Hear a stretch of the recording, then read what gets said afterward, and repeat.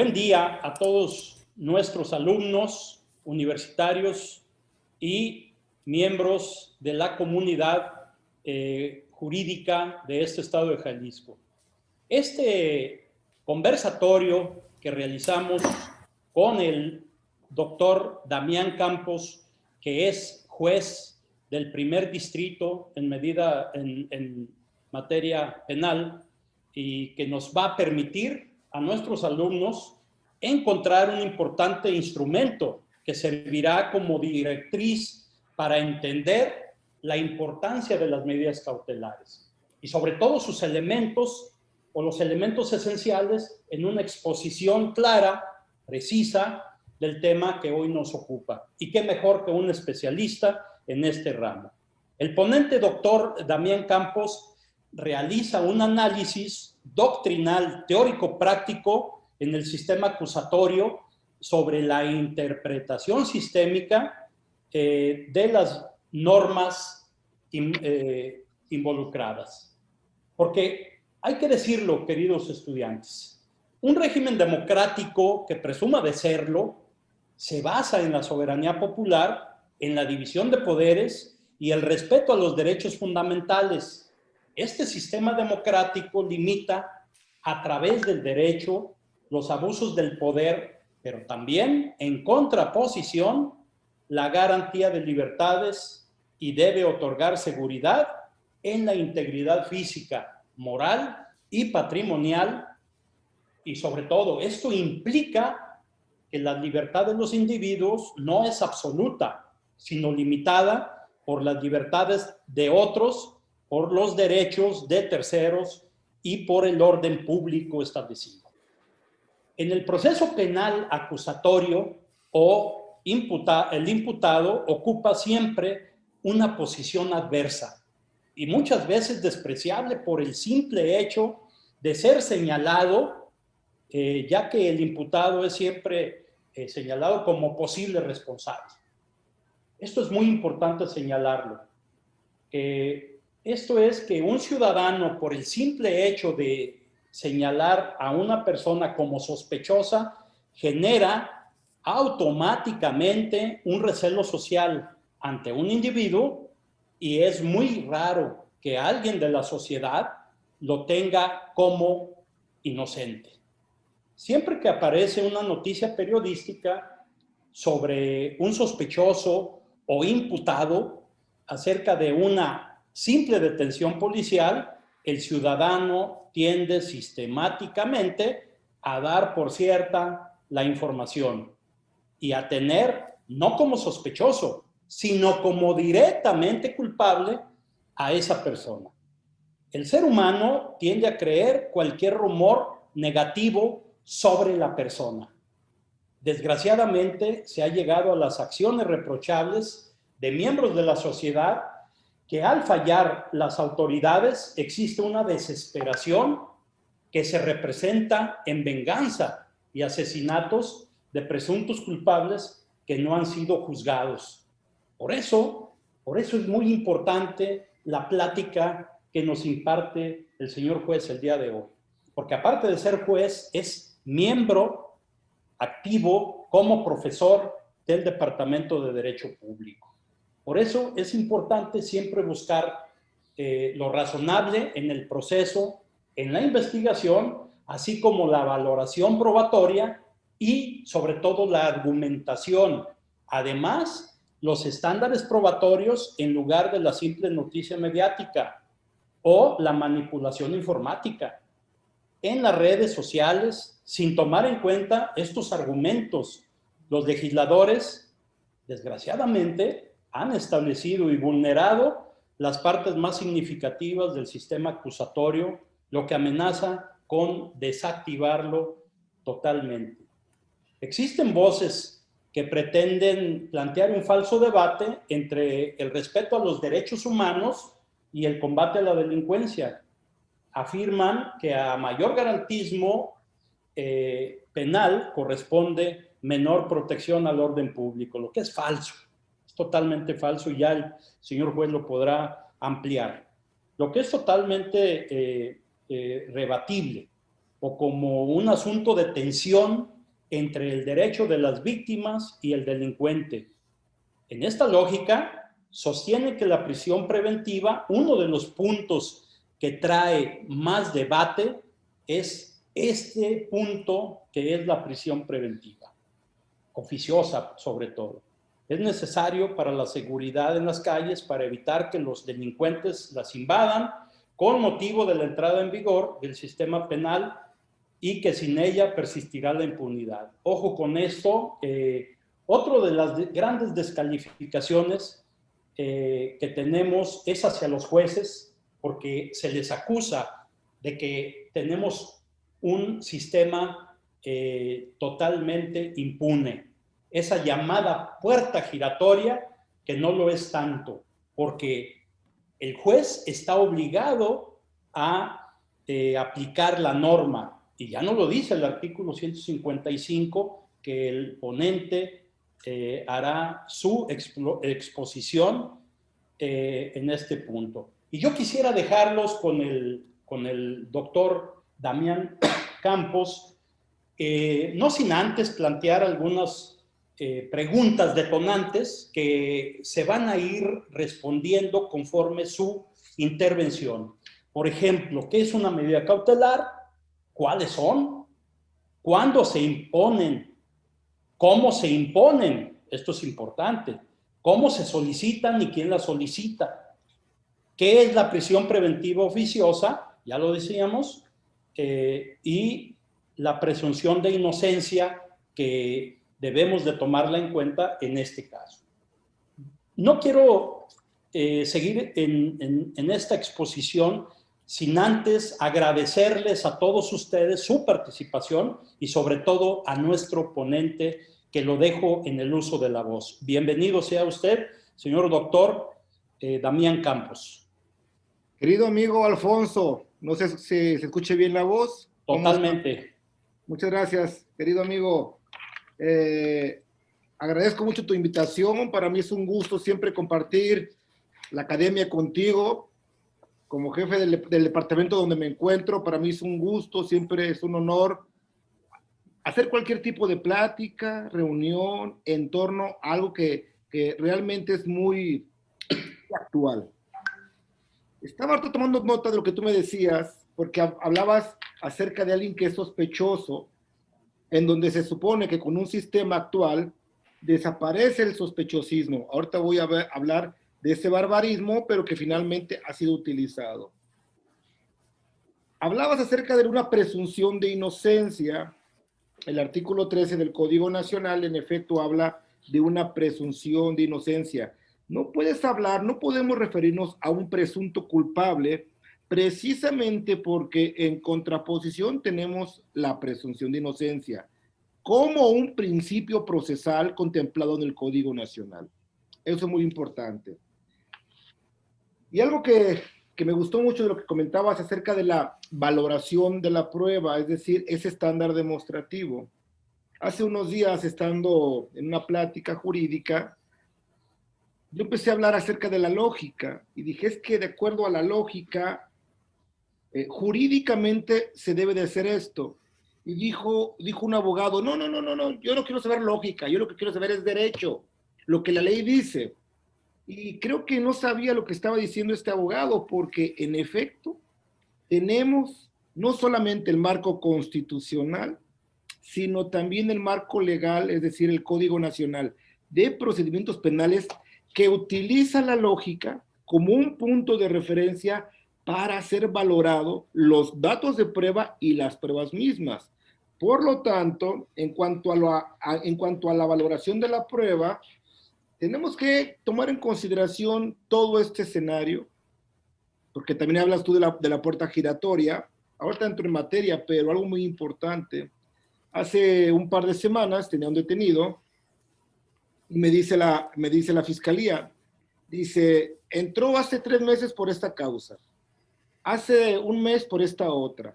Y en efecto, esta puerta giratoria, como tú mencionas, me la mostró el Ministerio Público, y el delito por el cual estaba ingresando conmigo no era una prisión preventiva oficiosa. Ahorita daré la respuesta, Pero entonces el Ministerio Público me dice, el señor tiene denuncia por maltrato infantil, por violencia familiar, tiene 2 de robo, y entonces me estaba dando cuenta que eran que tenía un conflicto con las autoridades.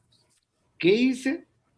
Independientemente que por la causa que se encontraba ahí no ameritaba prisión preventiva oficiosa,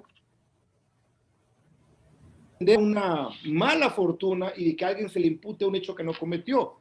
Tenemos que presumir la inocencia, es una presunción. Juris tantum, no juris ide jure, salvo prueba en contrario. Por lo tanto, cuando estamos hablando y nos estamos refiriendo a que esta persona tuvo una mala fortuna, pero si 2 veces tuvo mala fortuna, pero si 5 veces tiene la mala fortuna, yo creo que como juzgador algo nos tiene que marcar la lógica. Es decir, ¿qué es lo que está pasando con esta persona? Entonces, todos los planteamientos que hacías hace un momento son muy importantes. Creo que esto deviene, mi estimado Alfonso, y hay que comentarlo. El maestro Alfonso y yo tuvimos una charla, porque hace no más de una semana di una plática en Canal 58 y también otra plática con Mercedes Altamirano, con la ley en la mano. Y esto que deviene respecto a delitos culposos. Te voy a dar un ejemplo, mi estimado Alfonso. Todos saben el asunto del futbolista porque es un asunto mediático.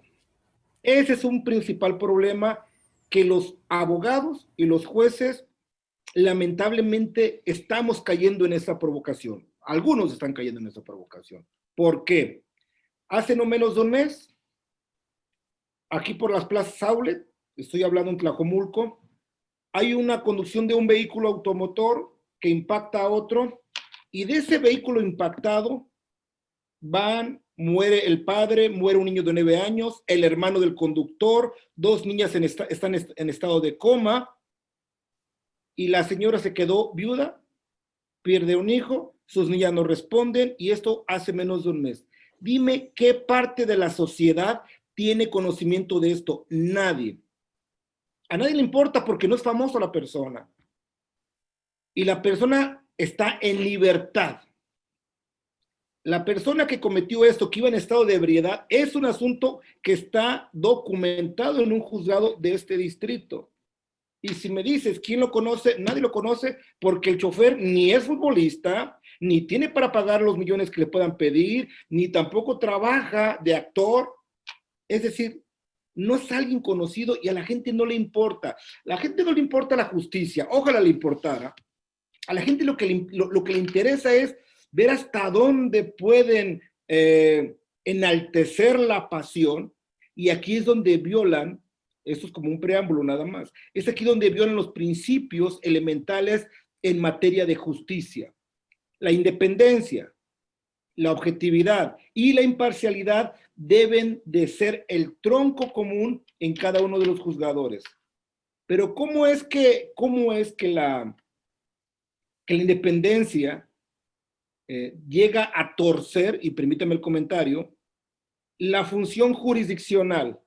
Precisamente por el clamor social, como tú bien dijiste, las personas buscan venganza, no justicia. Y entonces, ¿cuál fue la razón? Si tú me dices que había riesgo de que el futbolista se evadiera de la acción de la justicia, pues habrá que analizar hasta dónde de verdad esto es objetivo. La medida cautelar se va a imponer, y esto por resolución judicial, una vez. Hay 2 momentos importantes. Vamos a entrar de lleno a la figura jurídica de las medidas cautelares, porque hay 2 momentos para poder imponerla, como una herramienta útil para, de acuerdo al artículo 153, y hay que mencionarlo, ¿para qué se va a imponer una medida cautelar? Es precisamente para asegurar la presencia del imputado en el proceso, garantizar la seguridad de la víctima u ofendido o evitar la obstaculización. Estos son los 3 ejes sobre los cuales se debe de imponer una medida cautelar. En el asunto que reciente estoy mencionando de la gente que falleció lamentablemente, el Ministerio Público dice y menciona en su razonamiento: solicito la prisión preventiva para garantizar la reparación del daño. Equivocada argumentación. Eso no tiene nada que ver. Una medida cautelar no se impone para garantizar la reparación del daño. Tenemos otros instrumentos. El artículo 138 dispone con claridad que para garantizar la reparación del daño se van a inmovilizar cuentas y también se van a embargar bienes para garantizar la reparación del daño. Por lo tanto, la medida cautelar tenemos que verla con un enfoque humanizador. Digo, a los que les gusta derecho penal han de recordar la evolución de las ideas penales, con la venganza privada, con la venganza divina, la venganza pública, y no es hasta cuando César Bonesana, el marqués de Beccaria, empieza a ver cómo eran las penas inusitadas y de crueles, y pugna por algo diferente.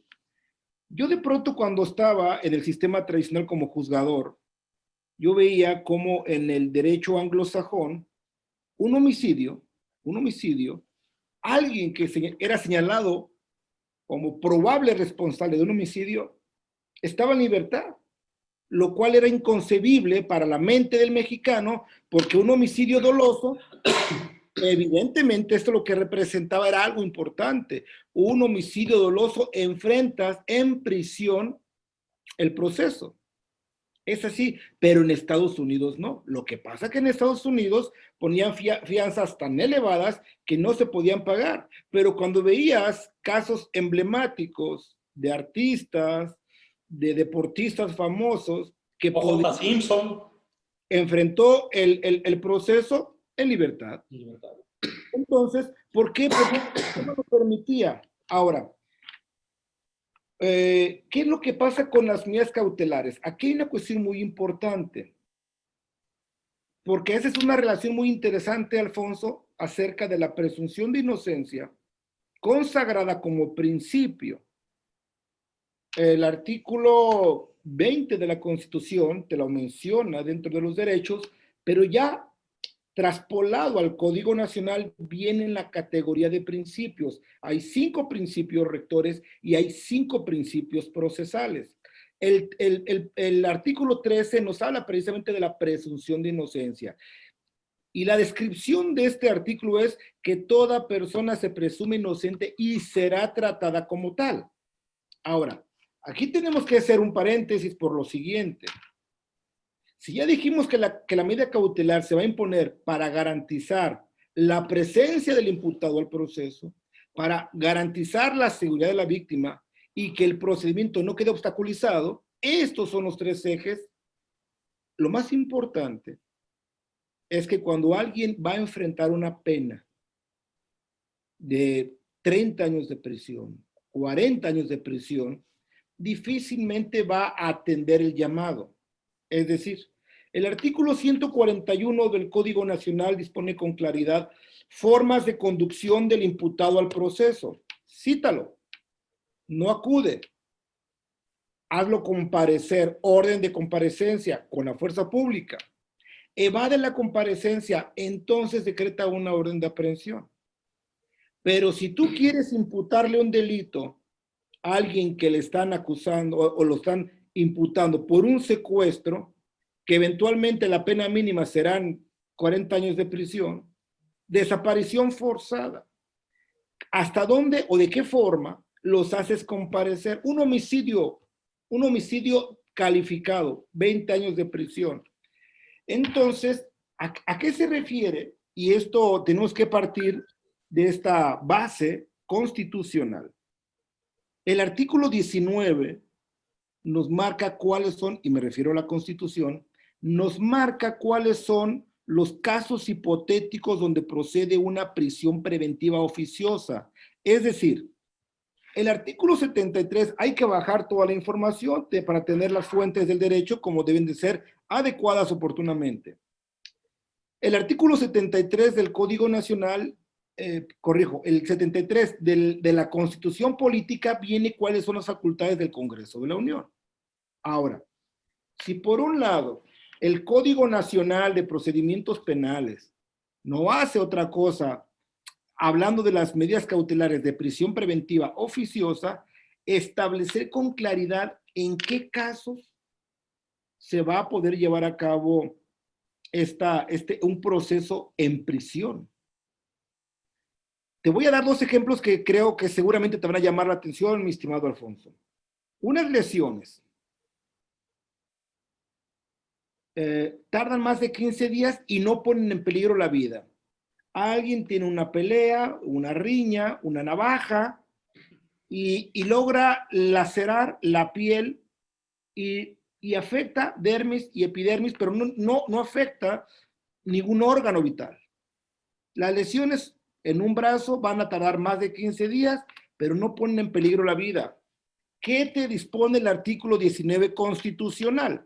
La pena puede ser de 3 meses, porque está en el artículo 207, fracción segunda, y habrá que ver si hay o no calificativa, pero en esencia, la pena de prisión es de meses. ¿Y qué crees? El artículo 19 constitucional dispone con claridad que se va a imponer la prisión preventiva como medida cautelar. No importa que la pena sea tan baja, por el hecho de que se cometió este hecho con apariencia de delito, amerita prisión preventiva oficiosa. Pero en contraposición, y es lo que te va a causar mucha extrañeza, el robo de un vehículo, que la pena mínima de este robo son 9 años de prisión. Si el robo de este vehículo se comete sin violencia sobre las personas, admite acuerdo reparatorio. Por un lado, si este vehículo se apodera a alguien de este vehículo automotor, cae dentro del artículo 233 del Código Penal de Jalisco, pero también del 236, fracción novena, y dispone que el delito de robo será calificado, es decir, el apoderamiento de este bien mueble ajeno, sin derecho y sin consentimiento, es calificado porque recae un vehículo automotor. ¿Qué quiere decir? Ojo, una pena mínima de 9 años por ser vehículo automotor no amerita prisión preventiva oficiosa, como si la amerita aquel delito que son 3 meses de prisión, 6 meses de prisión. Entonces, ¿qué es más fácil? Que una persona que va a enfrentar un proceso donde eventualmente la pena son 6 meses de prisión y que además alcanza beneficio, comparezca a una audiencia y enfrente el proceso en libertad, que alguien que eventualmente puede enfrentar una pena de prácticamente 10 años de prisión, que dice, mejor no me paro en el juzgado porque eventualmente me condenan y voy a estar buen rato en la cárcel. ¿A qué voy con esta reflexión, mi estimado Alfonso? De que la ley evidentemente tiene sus pequeños puntos débiles, como este que te estoy diciendo. ¿Por qué? Ojo, tú me preguntabas la diferencia entre prisión preventiva oficiosa y prisión preventiva justificada. El artículo 19 dispone cuáles son aquellos que el juzgador de forma oficiosa debe de imponer la medida cautelar de prisión preventiva oficiosa, porque hay que garantizar estos 3 segmentos que ya dije. Ahora, cuando no hay artículo 19 constitucional, es decir, cuando de alguna manera no te dispone la propia Constitución y el artículo 27 del Código Penal de Jalisco y el 168 del Código Nacional, o sea, me estoy refiriendo a aquellos casos en donde oficiosamente habrá que imponer esta medida. 167, corrijo. ¿A qué voy con esto? Que habrá ocasiones en que también haya necesidad de cautela. Una necesidad de cautela y por lo tanto el Ministerio Público va a solicitar la prisión preventiva ahora justificada, ¿Por qué no oficiosa? Porque no está en el parámetro constitucional del 19. Y hay que entenderlo de la siguiente manera. El problema no es lo que dispone el artículo 19 de la Constitución. Considero que a veces es el que pueda rayar en la exageración. ¿Por qué? Porque entendemos que un homicidio doloso pueda ser sujeto de que haya un riesgo de que se evada el imputado a la acción de la justicia. Pero un homicidio culposo, por ejemplo, no.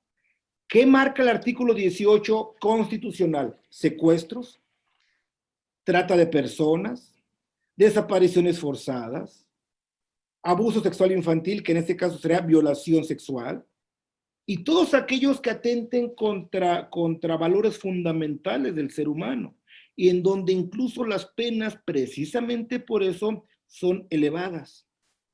Pero cuando también pones en esta categoría asuntos de actos de corrupción, asuntos donde admites una salida alterna, entonces, pues al rato, sin más, digo, qué bien que se sancione al que ejerce actos de corrupción, eso está muy bien, hay que inhabilitarlo.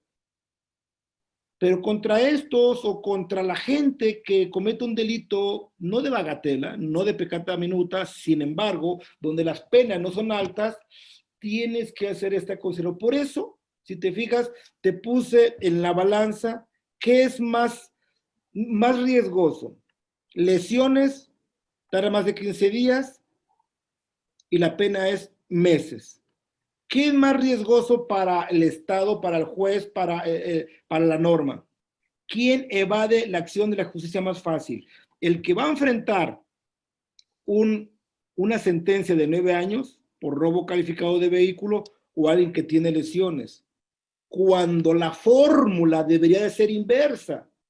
El del vehículo automotor, pues entonces, por los años que puede enfrentar, que venga esto. El problema es la categoría. Cualquier delito que se cometa utilizando objetos o armas u objetos prohibidos, no sé, explosivos, etcétera, navajas, verduguillos, pistolas, etcétera, pues entonces hay una prisión preventiva oficiosa. Y entonces aquí vienen algunas otras complicaciones. Tú haces una mención muy interesante acerca de que hay una correlación entre la presunción de inocencia y estas medidas cautelares. Y en efecto, el problema es de que si dejas a todos, el problema, yo siempre digo, no es la bala, es la velocidad. Y con esto quiero decir que el problema no es el artículo 19 de la Constitución, es la exageración de querer poner en ese catálogo ahora cualquier cantidad de conductas. Porque entonces, ¿cuál presunción de inocencia tenemos? Aunque es un tema aleatorio, o sea, es un tema vinculante, no de forma tan directa como uno quisiera ver, porque la presunción de inocencia, cuando te establece el artículo 13 del Código Nacional y será tratado como tal, en esencia yo no veo que haya una forma diferente de que alguien al que se le impute un secuestro enfrente en libertad el proceso, porque te puedo decir, bajo las reglas de la probabilidad, que es una de las formas de la lógica, que la persona no va a comparecer a enfrentar el proceso. Porque 40 años de prisión, pues fácilmente te permiten para que te desarraigues de tu lugar y entonces dices, en estos casos sí es importante que se haga un estudio para saber hasta dónde de verdad vamos a hacer o a justificar esta prisión preventiva. Eso es muy importante, Alfonso. No sé si hasta aquí tienes alguna duda o algún comentario, mi estimado amigo. Mira, yo creo que debemos de hacer para nuestros queridos alumnos una recapitulación, ¿no?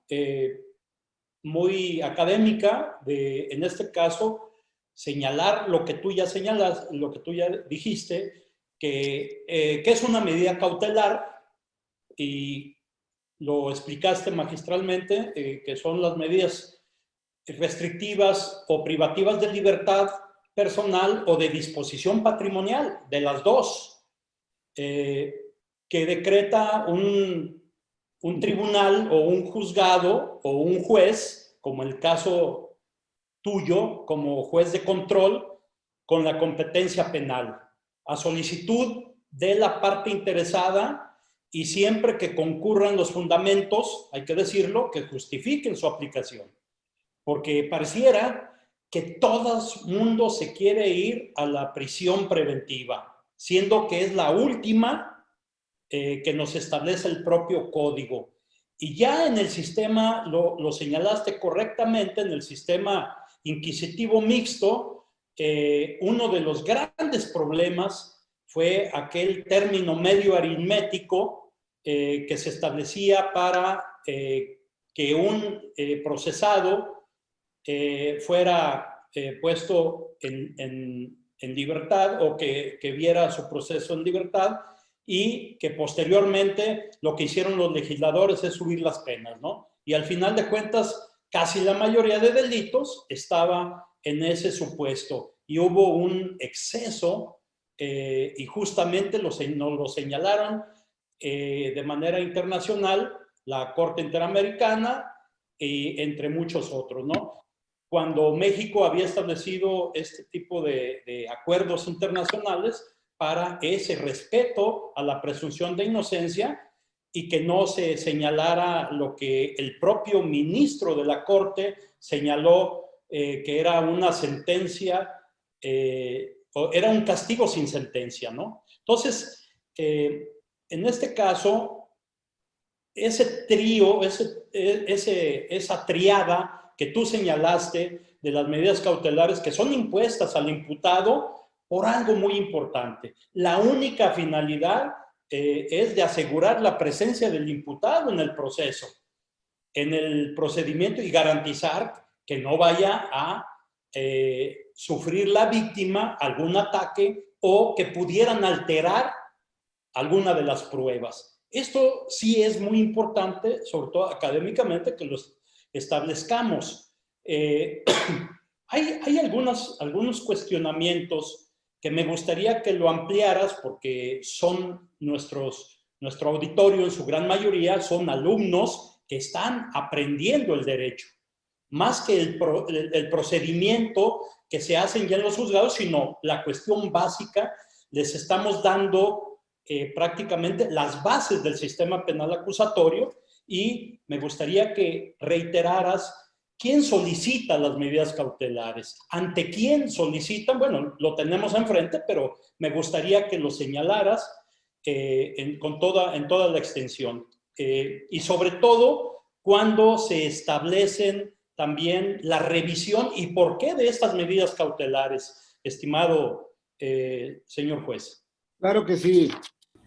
Bien, atendiendo a esta pregunta entonces, Alfonso, que es muy interesante, ¿quién puede solicitar la imposición de medidas cautelares?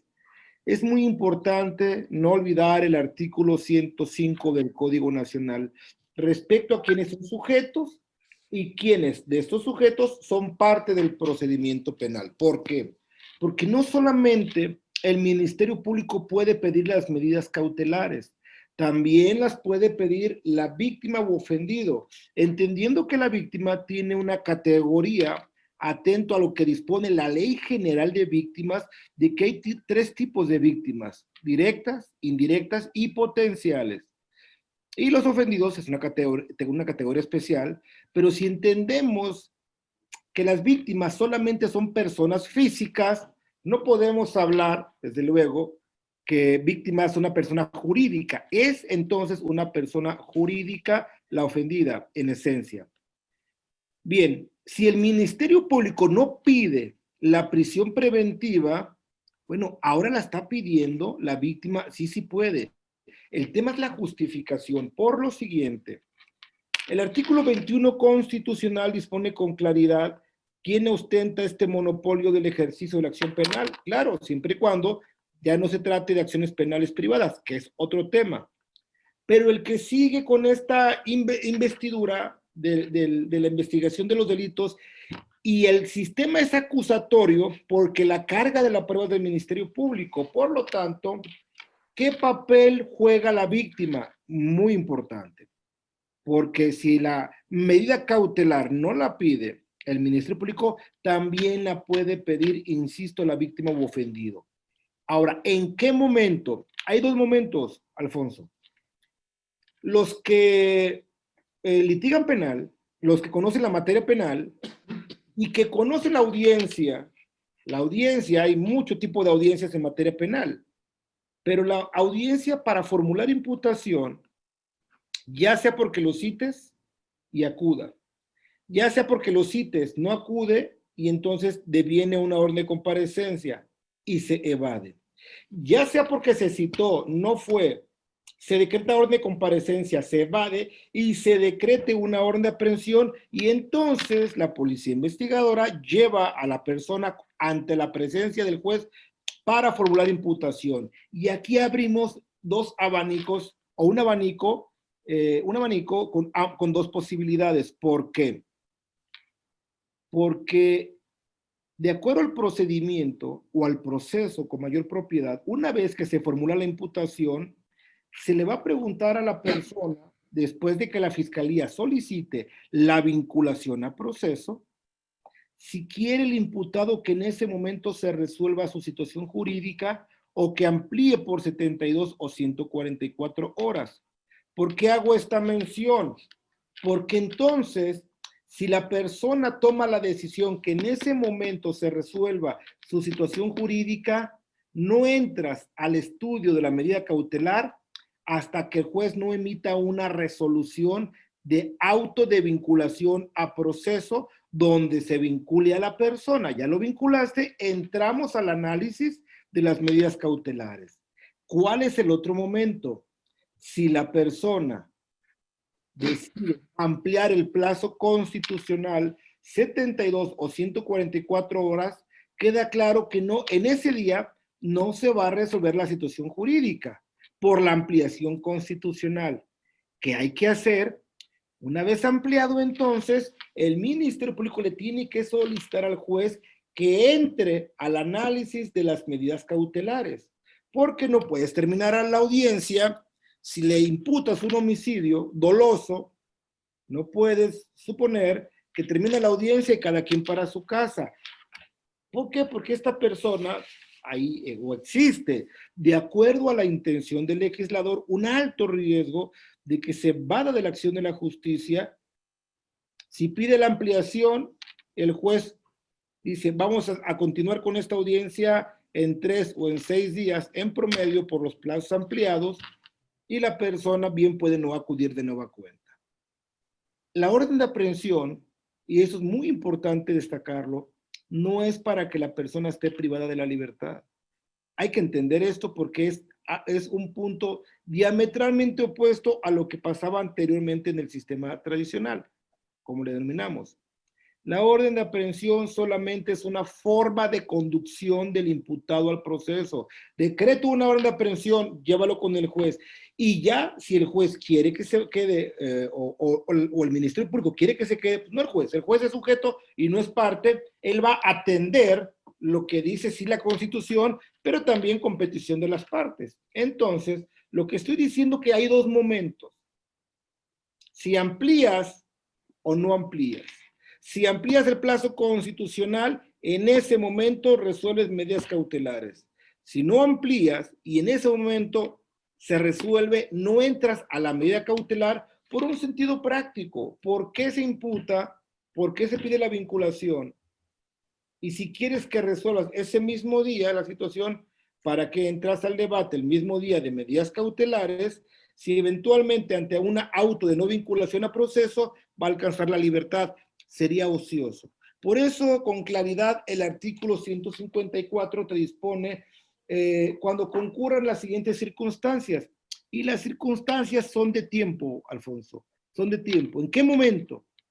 El momento es de cuando se formuló la imputación, en ambos casos se tiene que formular imputación. Y en ambos casos está previo, en uno previo a resolver la situación jurídica y en el otro caso a que a que ya se haya vinculado proceso. Y es entonces que entramos. Son dos momentos. Las circunstancias devienen de un momento. Y entonces es aquí donde tenemos que hacer un análisis. ¿Por qué? Porque tú bien decías, este es el último recurso que debe tener el Ministerio Público para hacer comparecer a una persona. Si alguien me dice que una persona va a enfrentar un tema de un fraude por 10,000 pesos y lo dejas detenido porque no sabes, bueno, quizá porque la persona pues es extranjera, se va a ir mañana, tiene el vuelo para el día siguiente, temas muy, muy evidentes, donde justifiquen que él de verdad se va a evadir de la acción de la justicia y se va a obstaculizar el procedimiento. Entonces, de no ser así, pues yo por experiencia propia te puedo decir, y yo les decía, alguien que está sometido a un delito culposo, daños, lesiones, incluso homicidios, no tiende a irse, a desarraigarse. Si le puedes prohibir medidas cautelares, Alfonso, prohibirle que salga del estado o del país, no te acerques a la víctima, no portes armas, una presentación periódica, una garantía económica, etcétera. O sea, hay una cantidad importantísima de medidas cautelares, incluso el internamiento en tu propio domicilio, que es la fracción 13. De la 13 y la 14 que atentan más contra tu derecho a libre tránsito, bien lo dice el artículo de la Constitución, o sea, está garantizado el libre tránsito y solamente se puede coartar por resolución judicial. Ese es uno de ellos.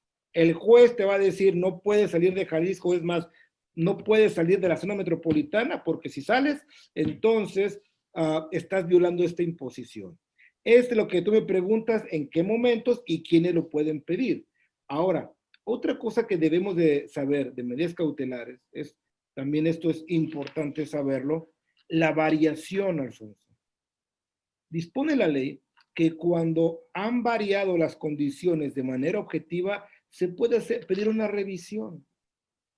Y esto te permite entonces, oye, él está en la cárcel por prisión preventiva justificada y justificada porque hay necesidad de cautela. No es oficiosa porque no viene en el 19 constitucional. Un ejemplo para que nos quede muy claro. Lo dejas con prisión preventiva justificada de 1 año. El asunto es un robo de un vehículo. Las partes se ponen de acuerdo, hacen un acuerdo reparatorio porque el delito fue cometido, dispone la norma, para que admita acuerdo reparatorio, delito patrimonial cometido sin violencia sobre las personas.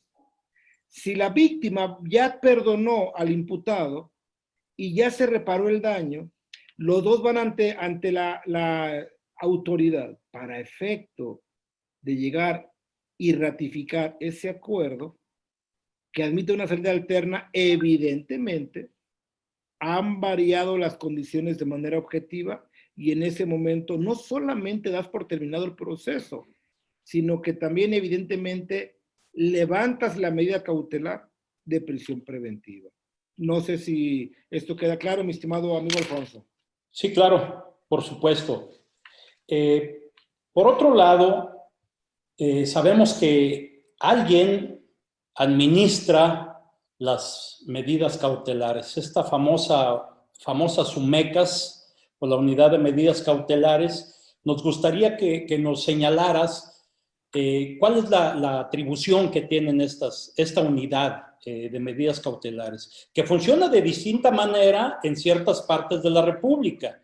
Por ejemplo, en Morelos es un OPD, es un organismo público descentralizado que no depende del Ejecutivo. Aquí depende, por ejemplo, las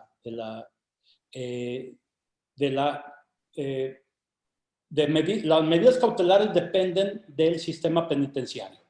Y entonces hay todo un andamiaje de esta naturaleza que nos gustaría que nos lo señalaras. ¿Qué hacen estas unidades de medidas cautelares? Hace algunos días, Alfonso, no sé si recuerdas que se hizo un decreto presidencial en donde la Guardia Nacional sería a cargo respecto a medidas cautelares y con esto tiene que ver el tema también de la policía procesal y temas de esta naturaleza. Hay cosas o facultades que están dentro, no todas, pero dentro. ¿Qué función tienen estas unidades de medidas cautelares? Si yo le impongo, por ejemplo, a una persona un homicidio culposo, lo dejo en libertad una vez que lo vinculé a proceso, pero le voy a decir, no puedes conducir vehículos, no vas a tomar bebidas embriagantes, no vas a salir de Jalisco, etcétera. ¿Qué hace la unidad de medidas cautelares? Tienen facultades y el juzgador lo debe de asentar así en su resolución de acudir cualquier día a cualquier hora al domicilio de la persona e incluso llevar a cabo u ordenar que se le extraiga sangre para ver si no ha consumido droga o alcohol. Esto quiere decir que la unidad de medidas cautelares va a supervisar lo que el juez determinó. Ojo, como tú bien dices, opera de forma distinta, pero hoy creo que es muy importante que todos sepan, hay diversas figuras de un juez. El juez de control impone medidas cautelares. El juez o tribunal de enjuiciamiento sentencia y con eso impone penas. Pero una vez que hace esto, remite el expediente con el juez de ejecución. Y el juez de ejecución también se llega a apoyar en estas llamadas UMECAS o unidad de medidas cautelares precisamente para el cumplimiento de la ordenanza del juzgador. Si yo le estoy diciendo vas a evitar o no sales de Jalisco, bueno, esta unidad deberá de ir eventualmente a hacer una supervisión de cada una de estas medidas que vienen en el artículo 185. Por ejemplo, la colocación de localizadores electrónicos. Esto es interesante porque aunque lo prevé la norma, no tenemos esta herramienta. Si la tuviéramos, no hay mucho que supervisar. Pero la separación inmediata del domicilio como medida cautelar. La separación del domicilio es una figura jurídica que está como una medida de protección que consagra el artículo 137 del Código Nacional. Pero también está como medida cautelar. Medida cautelar que se tiene que imponer por el juzgador y que al momento de que es impuesta, como tú bien dijiste, de qué se encaran esas unidades de supervisar. Van a ir al domicilio de la víctima y verificar si la persona de verdad ya no se encuentra en este sitio. Entonces, ese es el trabajo de estarle reportando a los juzgadores el trabajo por ellos mandatados, Alfonso, para que al momento de que me digan o que digan, ha incumplido medidas cautelares, bueno, pues entonces vamos a hacer una nueva revisión porque no estás cumpliendo con lo que se te dijo. Eso es muy importante. Aquí tenemos que aclarar, o nos gustaría que lo ampliaras en su justa dimensión, el papel de las medidas cautelares, porque cabe destacar que la imposición de estas medidas, estimado abogado, no puede ser usada como medio para obtener un reconocimiento de culpabilidad o como una sanción penal anticipada. Nunca. Esta parte me parece de vital importancia porque a veces muchos ciudadanos creen que ya porque lo detuvieron ya está pagando una sentencia y esto no es así. Entonces, no. Sí es importante que un especialista en este rubro, en materia penal, y que aplica muy constantemente, porque son de las audiencias que cada día se aplican más, y entonces nos gustaría que lo ampliaras para nuestros estudiantes. ¿Con qué tiene que ver tu pregunta, mi estimado Alfonso? Con la proporcionalidad. Primero tiene que ser proporcional. Creo que cuando yo te hablo de los principios que rigen la justicia, la independencia, la objetividad, la imparcialidad, debemos de tener en consideración lo que tú me estás preguntando acerca de que la medida cautelar no puede ser utilizada con otro fin que no sea los tres que ya dijimos. Así es. El problema es de que si una persona, un jugador de béisbol famosísimo, para dejar a un lado el del fútbol, vamos a poner ahora a alguien más que cometa un hecho de un homicidio culposo, bueno, hay que ver qué tan proporcional es que de veras se vaya a quedar. El problema es de que cuando no se quedan detenidos, como tú bien dijiste, parece que hay un clamor social de que quieren un linchamiento. Yo hice una referencia en la entrevista de la semana pasada en donde equivocadamente líderes de opinión, presidente municipal de tal lado, diputado, se pronuncian sobre temas donde ellos lo único que saben es lo que dijo la nota roja, no saben nada del expediente y se atreven a asegurar y afirmar que un juez fue corrupto porque no lo dejó en prisión. Como medida cautelar, como tú me estás diciendo. ¿Y qué hacen entonces algunos jueces que se sienten presionados o casi obligados por el clamor social o de algún líder de opinión o de algún líder gubernamental? Pues entonces dice, no me pongo en problemas y mejor lo voy a dejar detenido. Eso que tú me estás diciendo es muy importante, pero muy importante, Alfonso, porque yo los invito, yo los exhorto, yo les he dicho, el único que tiene o que puede saber realmente lo que acontece es el juez que tiene la causa en sus manos. Se tiene que argumentar, ¿eh? Y defender desde luego. Se tiene que garantizar estos principios. Ahora, si como uno de los puntos rectores o vectores de estas medidas cautelares es la proporcionalidad, pues entonces yo te estoy demostrando que esta persona tiene arraigo, esta persona tiene trabajo aquí, tiene aquí su familia, no se va a ir.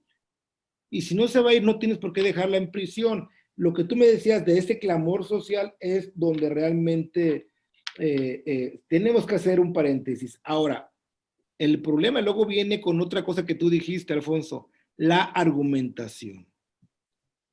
Si como defensor no sabes argumentar, mira, hay un fenómeno, y lo voy a decir porque esto es muy delicado, hay un fenómeno muy raro que se está dando en Jalisco, y creo que es una mentira, pero además los defensores no hacen nada. Una persona que le detienen por narcomenudeo, que la pena son meses de prisión, posesión simple, lo traen con el juez. Y luego le dicen al juez, oye juez, lo trajimos porque, bueno, hay un hecho con apariencia de delito, pero además, déjame que le explique, juez, que esta persona varió el domicilio. Y es mentira, Alfonso. Una persona que está por un narcomenudeo siempre es el mismo argumento del Ministerio Público y es, mira, las leyes de la probabilidad me dice que miente la fiscalía. ¿Por qué mienten? Si alguien va a enfrentar una pena de 6 meses de prisión, dicen, el domicilio es Hidalgo 553, maliciosamente, un policía investigador dice, en vez de 5 le ponen el 3 o el 2, porque con eso están diciendo que quien mintió fue quien dio la declaración o la información, que es el imputado. ¿Y qué dice el Ministerio Público en la audiencia con la argumentación? Como mintió el imputado, hay riesgo de fuga y pido prisión preventiva justificada. Es absurdo. Y digo que es un fenómeno porque, mira, tuve guardia el fin de semana, tuve como 7 casos que resolver y te das cuenta que en 3 o 4 es la misma mecánica. Es evidentemente una actitud falaz, pero además está, digo, no nada más es que sea falaz esto, hay un principio de lealtad y objetividad al que está faltando la fiscalía.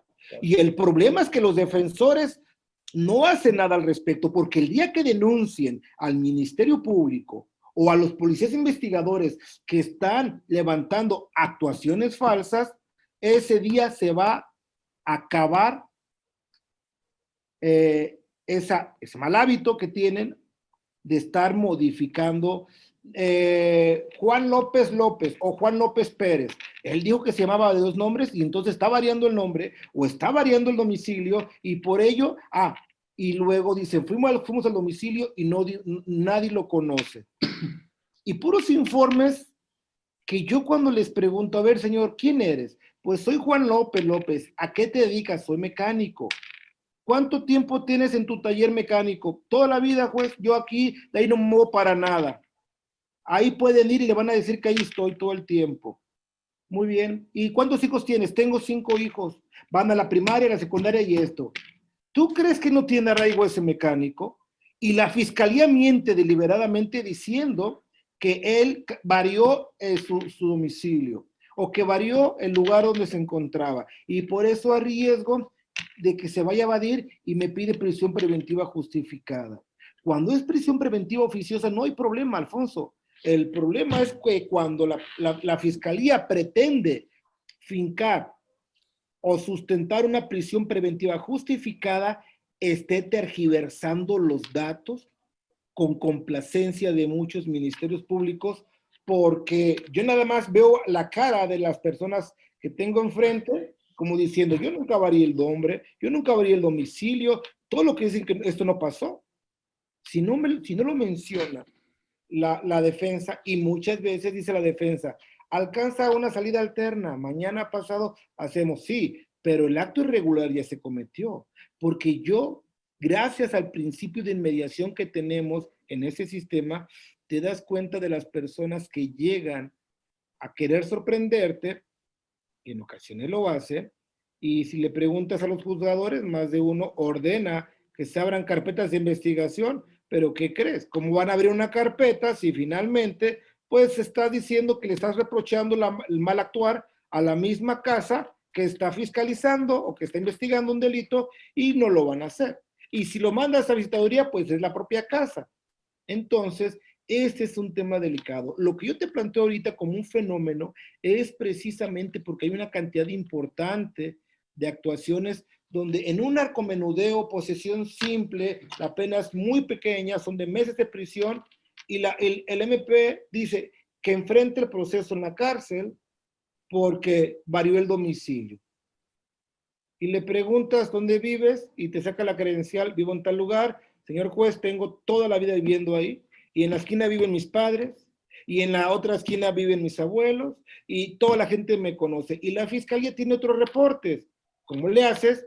Están mintiendo. Es así de sencillo.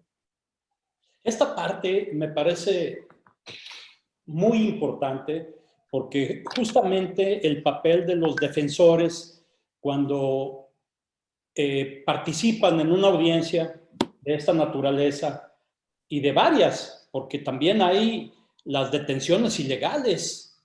Estamos viendo en el observatorio que un porcentaje aproximado del 50% son detenciones ilegales y quizá en tu caso pudiera ser todavía más, ¿no? El porcentaje. Es un promedio. Es un promedio aproximado y nos dice que si hay una detención ilegal es porque alguien funcionó ilegalmente.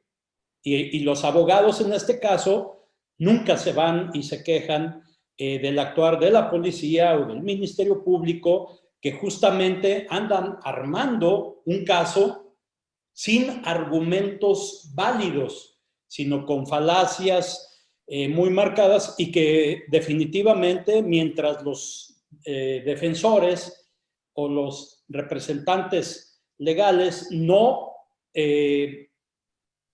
hagan su función de manera contundente, vamos a seguir teniendo policías que mienten, ministerios públicos que arman casos falaces, etcétera. Aquí en este caso, aparte de que nos contestaras un poco o nos ampliaras esto, también que nos dijeras la importancia para los estudiantes de criminología, porque no solamente tenemos de derecho penal.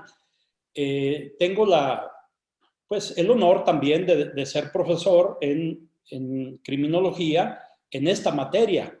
Y yo creo que la función, ellos no litigan, ellos no hacen la labor de defensa, pero sí se pueden en su ámbito de trabajo adentrar en lo que viene a ser la función de las unidades de medidas cautelares, por ejemplo, que no sea simplemente un ciudadano que le dieron una chamba, un policía que a lo mejor no funcionó como primer respondiente y lo pusieron en la unidad de medidas cautelares, porque me parece de vital importancia que sean profesionales los que tengan que desempeñar esta función como medidas cautelares, ¿no? Amén de muchas otras cosas que en el proceso penal pueden los compañeros que van a ser criminólogos en lo futuro y sobre todo con la experiencia que tú tienes, ¿no?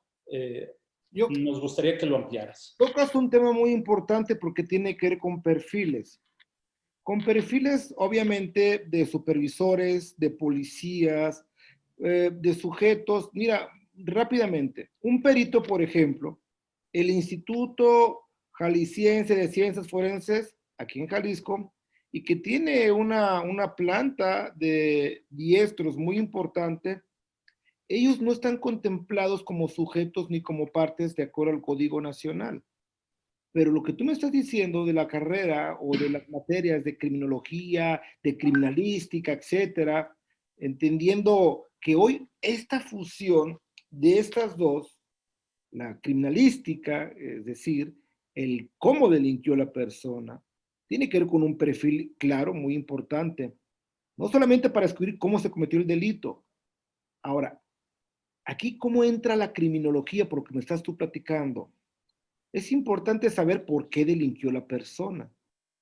Porque alguien que cometió un delito de homicidio puede ser, por raro que parezca, menos peligroso de alguien que cometió un fraude.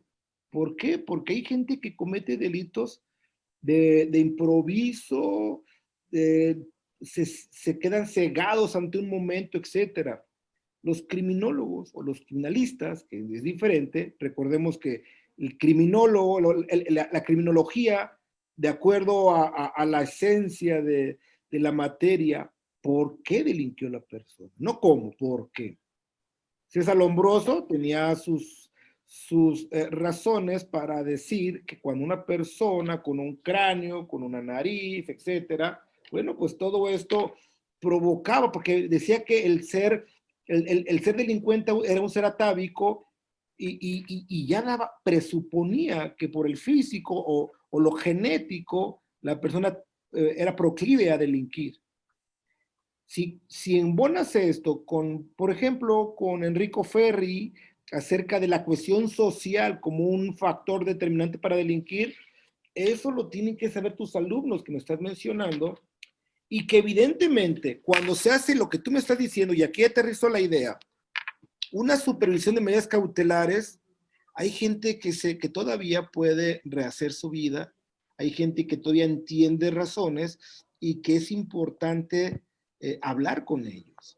Mira, yo tuve una experiencia hace unos días en una audiencia muy interesante por un muchacho de los que llaman la gente muchacho problema, adolescente, bueno, tenía recién 17 años y lo juzgué, lo estaba procesando como juez de adolescentes. Sabes que también tengo la certificación por la Suprema Corte en esta materia. Entonces, bueno, por mi competencia, entró. El Ministerio Público me dice, nadie lo aguanta en el barrio, ya tiene 5 denuncias, tiene esto, tiene el otro, déjelo internado. El defensor me dice algo opuesto, igual que tú, me dices, es la última razón, y mandé traer a la señora. Mando traer a la madre del adolescente en conflicto con la ley. Le dije, señora, usted va a tomar la decisión. Tal cual, así, Alfonso. Usted va a tomar la decisión. Le quiero adelantar que el Estado tiene instituciones para hacer que las personas sean personas de honor, sean ciudadanos de bien. Si usted quiere que en este momento yo le entregue a su hijo, se lo voy a entregar. La carga se la voy a dejar a usted. ¿Y qué crees que me dice Alfonso? Me dice, no tiene gobierno mi hijo, ayúdeme por favor y déjelo. La propia madre. entendiendo desde luego que el muchacho corría un riesgo grande de que si salía no se iba a componer. Y yo le dije al muchacho, ¿cómo ves lo que tu madre dice? Dice, yo quiero que me ayuden. La gente quiere que le hablen, la gente quiere ser escuchada. Es la tendencia de lo que es el nuevo sistema. No se trata de dejarlo por dejarlo, que te voy a dejar un mes nada más. Y si en un mes tus evaluaciones, tu comportamiento, esto, lo otro, permite advertir tu intención por ser un hombre de bien, vamos a variar esta medida cautelar por mí impuesta. Entonces, lo que te estoy diciendo, Alfonso, digo, qué bueno que hayas invitado alumnos de todas las materias afines al derecho penal, y ahí nos vamos a dar cuenta que cada uno de ellos, el criminólogo, el criminalista, el procesalista, etcétera, van a jugar un papel fundamental. Pero sí es muy importante, porque tú me estás diciendo, entonces, ver perfiles. Hoy el policía hace trabajos como si fuera investigador privado o como si fuera un inspector, dependiendo, y que era un trabajo de la fiscalía anteriormente. Hoy por hoy tienen que tener la preparación y profesionalización que evidentemente el marco constitucional y legal exige, y que muchas veces ahí viene el problema de que no están lo suficientemente capacitados, vienen los errores y vienen las libertades que tú mencionabas, Alfonso. Por último, ya para ir cerrando, que agradecemos mucho, porque tenemos cerca de, imagínate nada más, Damián, de cerca de 2,352 participantes. Esto sería imposible tener a esa cantidad de alumnos metidos en un auditorio. La universidad, solamente el Telmex tendría, ¿no? En ese caso, Sí. o el Diana, porque, por ejemplo, el auditorio Salvador Allende es para 600 personas. Lo llenaríamos 3 veces. Esta es la importancia de una conferencia magistral como la que tú estás participando, y que lo estamos aplicando tanto en el observatorio como en el propio, en la propia División de Estudios Jurídicos, con el consentimiento y autorización del Colegio Departamental, la participación del señor director en la primera conferencia magistral, y de otros compañeros que poco a poco se han ido sumando a este tipo de nueva realidad que nos está afectando a todos, y que debemos de tomar en cuenta este tipo de situaciones, y sobre todo este tipo de conferencias magistrales, querido maestro, quedan pues por mucho tiempo en el Facebook Live o Live, para que sea consultado. Algunos compañeros nos dicen, maestro, es que yo no puedo estar tanto tiempo. Y yo lo que les digo es que revísalo en la noche, revísalo el sábado o el domingo, y en sus trabajos que van a presentar se va a ver plasmado lo que tú estás señalando, que les sirva como un documento de consulta posterior cuando tengan un evento de esta naturaleza, y que ya sean defensores o que sean ministerios públicos, etcétera. Entonces, este tipo de trabajos que lo hacemos a través del Classroom es importante, porque los alumnos lo presentan y son evaluados, por supuesto, pero no solamente es la evaluación como tal, sino también expresarles algunos errores. Esa es la función del profesor, que somos acompañantes del mismo, y a mí fue muy ilustrativo. Y yo le quiero agradecer, estimado maestro, a los profesores que nos hicieron el favor de hacer esa conexión con sus alumnos, tanto de criminología como en la propia División de Estudios Jurídicos. Y no me queda más que pues pedirte que hagas el cierre ya de esta participación tuya, que fue muy importante, y que quedará, te lo digo, guardado para quien lo quiera consultar, ¿no? Estamos haciendo una base de datos para decir, oye, yo quiero saber qué pasa en la etapa de investigación. Bueno, pues ya tenemos un video, tenemos una participación, tenemos trabajos de los alumnos que pueden consultarse, ¿no? Entonces, agradecido como siempre con tu participación, agradecido con tu tiempo, porque después de pasarte una gran cantidad de horas en el juzgado, sabemos que es muy estresante, muy atingente, pero que siempre has dado lo mejor para la Universidad de Guadalajara. Gracias, querido Alfonso. Y te agradezco que me permitas el cierre y lo voy a hacer con una reflexión. Hay una gran cantidad de audiencias donde lo que se advierte es una ausencia o una falla en la argumentación. Tenemos las figuras jurídicas, tenemos las medidas cautelares. ¿Cómo sabemos que una detención es legal o ilegal? ¿Qué dice la Constitución? Lamentablemente, las personas no paran de leer, no paran de estar con una equivocada forma de expresión que evidentemente lo que demuestra es la inseguridad en una audiencia. ¿Por qué cierro con esto? Porque es urgente. Tú sabes que también además de impartir como profesor de materias de penal, también imparto argumentación jurídica. Hay que hacer una estructura, hay que hacer un mapa mental, hay que hacer premisas, hay que hacer un estudio para plasmarlo de manera coherente, de manera ordenada, y te puedo decir que más del 50% de gente que ejerce la abogacía penal al momento de expresar no lo hace con propiedad. ¿Cuál es la reflexión? Qué bueno que tenemos medidas cautelares, qué bueno que hay límites, qué bueno, pero en ocasiones cuando yo advierto la argumentación adecuada de uno y que supera al otro, quizá lo que el juez resolvió no era lo justo ni lo legal, era lo que se le expuso ante la ausencia del contrario del que expuso adecuadamente. Lo han llevado esto como un mero trámite. No, esto no es un mero trámite. Yo a todos mis alumnos siempre les he recomendado que lean el libro de El jurado resuelve de Federico Sodi, porque te da te das cuenta. Tenemos 20 segundos, querido. Rápidamente, te das cuenta de la importancia de argumentar, Alfonso. Argumentar, pero con excelencia, que son elementos básicos de un buen abogado. Querido Alfonso, te mando un abrazo y como siempre, quedo a tus órdenes, amigo. Agradecido con todos los presentes. Muchas gracias. Hasta luego. Hasta luego.